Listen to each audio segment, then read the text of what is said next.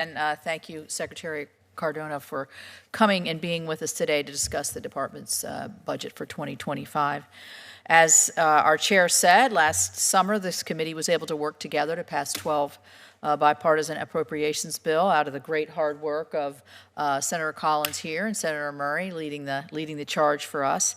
And while I regret that it was so very delayed, last month Congress did pass the final bipartisan funding bills for 2024.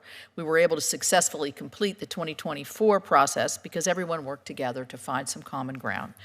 Fiscal year 2025 is likely to face similar, if not greater, challenges, but I am hopeful that we will once again be able to come together and produce a bipartisan 2025 bill, labor bill, that prioritizes programs that help provide the opportunity for a high-quality education for all.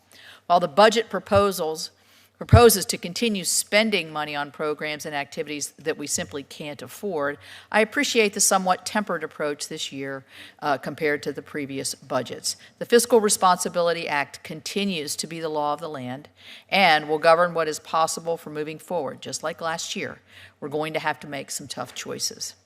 So I am concerned that this budget attempts to go around the FRA, or the Fiscal Responsibility Act, by proposing $140 billion in new mandatory spending for programs that this country simply can't afford and that the Congress has consistently rejected. Expensive new federal programs like free college are ill-advised and unlikely to be considered. Pandemic-era spending is over, and we need to get down to business. The challenges facing K through 12, and I don't need to, as a former educator, or a lifelong educator, I should say, facing K through 12 education are downright alarming for the current generation of our students. We are facing a crisis of chronic absenteeism and falling test scores in this country. The number of kids counted as chronically absent, missing at least 10% of school days each year, is double what it was before the pandemic. In West Virginia, my home state, 28% of the children in school missed more than 18 days of school last school year. That's almost a month of school. This isn't okay. And when kids don't go to school, they don't learn, they don't thrive, and they don't grow, not just academically, but also socially.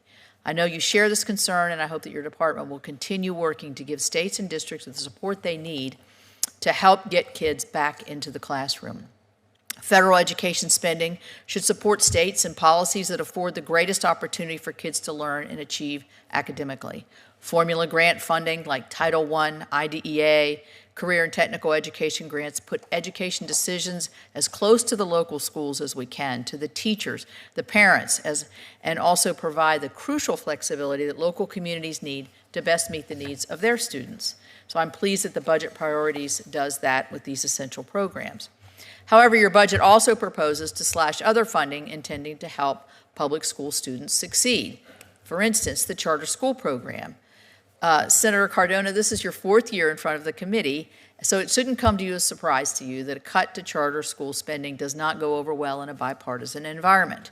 This $40 million cut is based on false claims of declining demand for the program, when really the department's own actions are to blame. The department's imposition of burdensome new program rules and failure to adequately staff the program office are the real reasons for any challenge in this program. When enrollment in traditional public schools declined following the pandemic, charter school enrollment increased. I think that's a pretty clear indication of increased demand. The budget also includes a $600 million, or almost 30% increase in funding for the Office of Federal Student Aid. Yet, the Office of Federal Student Aid already receives more than $2 billion a year, and it's not clear what the American students are getting and people are getting for their investment. And I am particularly concerned by the disastrous rollout of the new FAFSA for 2025 school year. You know, I don't normally come before folks who are doing the best they can do in the jobs they're in, but this has just got me totally undone because it's got everybody in my state and across the nation just appalled at how this could be handled so ineptly. Congress passed the FAFSA Simplification Act to simplify, and the chairwoman said this, and improve the process of applying for federal student aid in December of 2020, more than 3 years ago. Yet this administration's implementation of the law has not made things better for students or administrators. It is not an understatement to say this has been an unmitigated disaster caused by an inexcusable failure of leadership. Implementation of this bipartisan congressional priority should have been a top priority for the Biden administration. It took us a long time to pass that Simplification Act. We could get Lamar Alexander up here to tell us how long. The deadline to update the FAFSA should have come as no surprise. In fact, Congress even gave the administration an extra year to complete it. But instead of prioritizing this important work, the political leadership at the Department of Ed chose to spend time, resources, and personnel to advance the administration's priorities around canceling student debt. To me, that is indefensible. I've spoken with so many West Virginians this past several months who are angry about the department's misplaced priorities and feel discouraged about their future because of the bungled FAFSA implementation. FAFSA completions are down 36% nationally compared to this time last year. In my home state of West Virginia, the number of high school students that have completed FAFSA is down almost 40% compared to this time last year. For non-traditional age students in West Virginia, students age 25 and up, FAFSA completion rates are down 35%. Maybe students put off post-ed education to work or to care for a family member. And now, because of this mess, they are having to delay their goal of furthering their education. Some students may never end up enrolling in post-secondary education because the hurdles to complete the FAFSA are just too high. And many of those who have managed to overcome the difficulties and submit their FAFSAs are still left in the dark about what financial aid they are eligible for in the fall. This is obviously a huge issue for students and their families, but it is a challenge for our colleges and universities. Because of the delays and challenges concerning the rollout of the new FAFSA, $482 million is hanging in the balance for students in West Virginia, severely jeopardizing college access and affordability for those students, and many of whom would be the first in their families to go to college.